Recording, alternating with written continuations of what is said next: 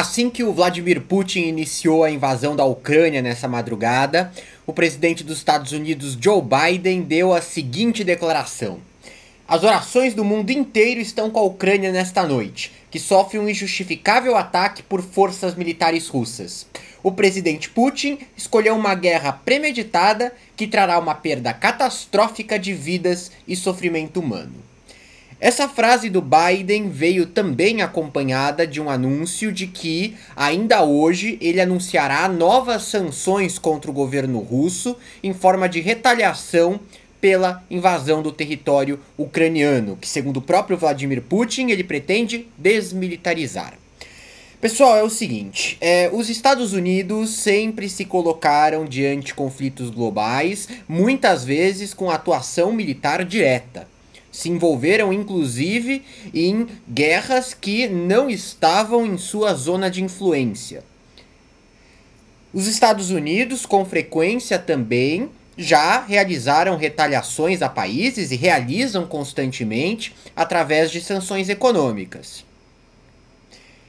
Neste caso, o Joe Biden se mantém completamente encurralado por uma série de razões. Primeiro de tudo, existe uma impossibilidade de atuação militar direta, por duas razões principais. A primeira coisa é porque tem uma mudança de visão de boa parte da população dos Estados Unidos que foi se somando ao longo dos últimos anos. Os Estados Unidos se envolveram em guerras de altíssimo custo humano e financeiro e boa parte da população enxerga que eles acabaram se distanciando dos interesses nacionais.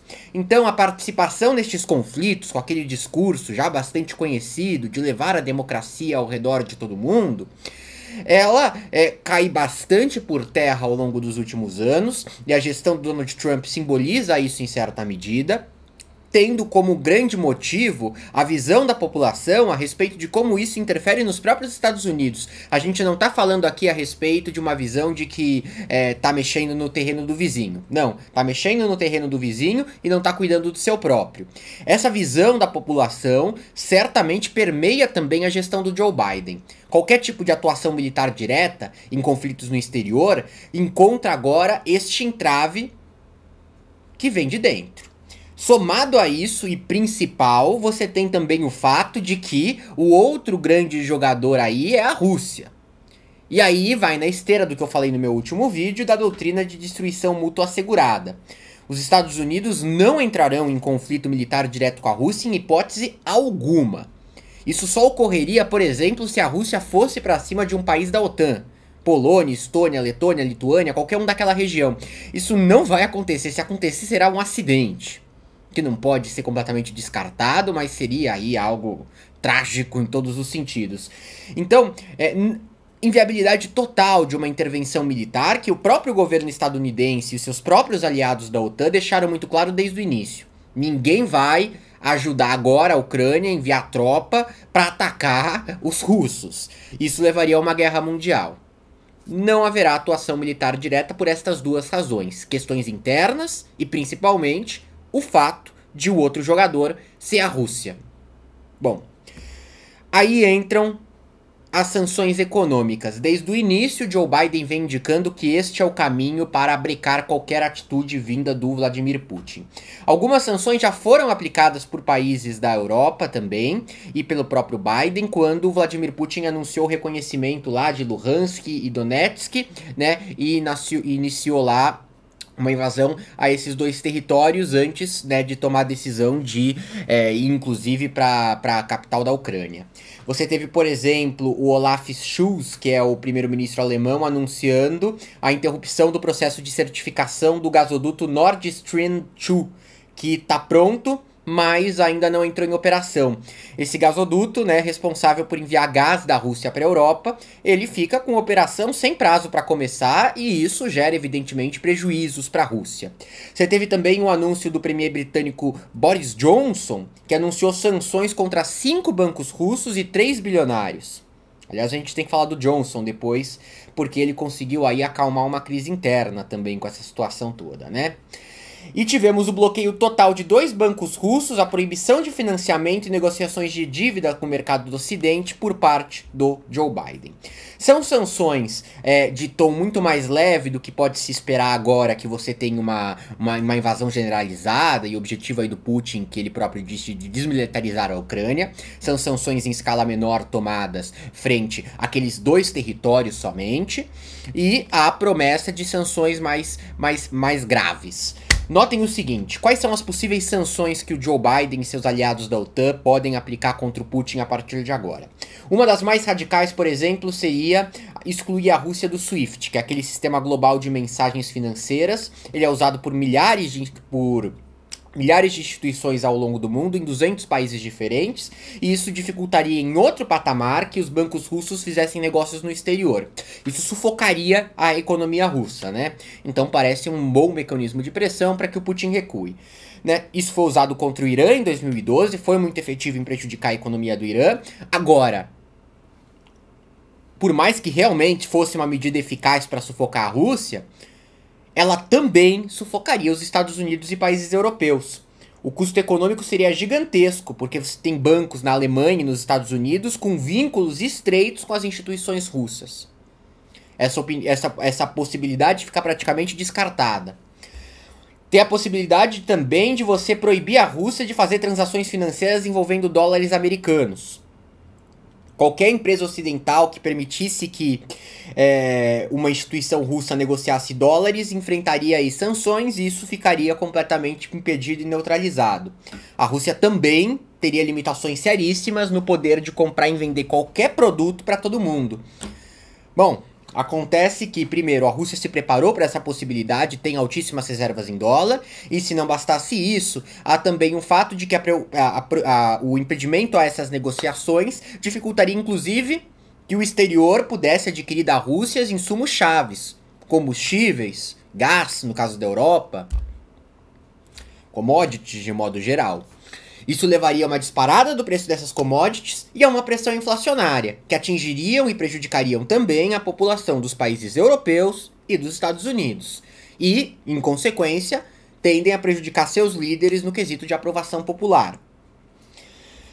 Outra possibilidade seria você tentar trabalhar com a questão da dívida russa, né? As potências ocidentais podiam tomar medidas para bloquear o acesso da Rússia aos mercados internacionais de dívida. A capacidade das instituições e bancos ocidentais de comprar esses títulos russos já está bastante limitada. Isso poderia ser ampliado. Mas notem, a Rússia não tem um endividamento muito significativo. Então, tem um sossego aí para lidar com isso em certa medida. É uma medida bem provável. Mas não seria nem na altura, quando você faz o comparativo com as medidas já tomadas, algo tão maior assim. Outra possibilidade é você colocar os bancos russos no que os estadunidenses classificam oficialmente como blacklist, uma lista que seria lista negra, né? Aí, toda a questão do termo e tudo mais, de qualquer forma é assim que eles colocam. Alguns bancos russos, eles seriam praticamente impedidos de ter pessoas realizando transações através deles. Isso teria impacto negativo para os investidores ocidentais com dinheiro nos bancos russos. Então você teria pressão de bilionário e de milionário que tem grana em banco russo contra os líderes europeus, contra o próprio Joe Biden. Isso também acaba criando cautela com relação à tomada dessa medida. Controle de exportação de forma direcionada. Os Estados Unidos podia brecar o envio de insumos para a Rússia, por exemplo, impedindo que empresas vendessem qualquer produto com tecnologia estadunidense, softwares e equipamentos americanos. Isso poderia prejudicar a Rússia em diversos quesitos. Também poderia prejudicar o Ocidente com o fechamento desse mercado. Há um limite até onde isso pode ser levado.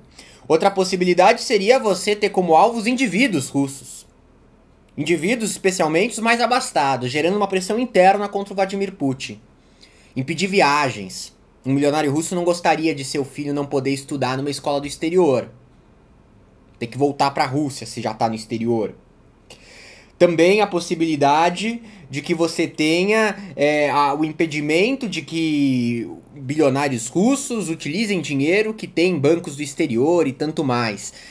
A pressão para o Putin seria muito considerável. Isso já vem sendo feito em grande escala, foi o que o Boris Johnson já fez respondendo a os territórios ali localizados na fronteira que o Putin reconheceu independência e depois, posteriormente, também iniciou por lá uma invasão. Então, nessa linha, há uma limitação do que pode ser feito, porque parte disso já foi aplicado. Essa medida até agora não surtiu efeito, com o tempo tende a surtir. De qualquer forma, também seria muito pequena para que você pudesse estimular qualquer tipo de recuo do Vladimir Putin, ou pelo menos um sinal dos Estados Unidos de que Putin foi e será punido devidamente pelo que aconteceu. O Joe Biden, ele teve ali um papel importantíssimo na tentativa de negociação diplomática a respeito da questão da Ucrânia com o Putin. Não se chegou numa solução diplomática. Em grande medida, isso é praticamente consenso, Biden não foi eficiente nessas negociações. E aí muita gente coloca até em dúvida as intenções dele, até que ponto o objetivo central era realmente evitar um conflito e tanto mais. De qualquer forma, não é o ponto que eu quero entrar aqui. O ponto basicamente é o seguinte: o Biden se meteu em uma situação dificílima. Não há atuação militar possível, pelos motivos citados, e a atuação por sanções, por mais que possível, ela tem uma consequência que prejudica o próprio Estados Unidos. Uma consequência a curtíssimo prazo, disparada de preços, limitar a exportação de gás, limitar a exportação de combustível, tudo isso junto, pressão inflacionária, pressão interna contra o Joe Biden. Temos provavelmente, além da Ucrânia, evidente, um outro grande perdedor nessa briga toda. O Biden.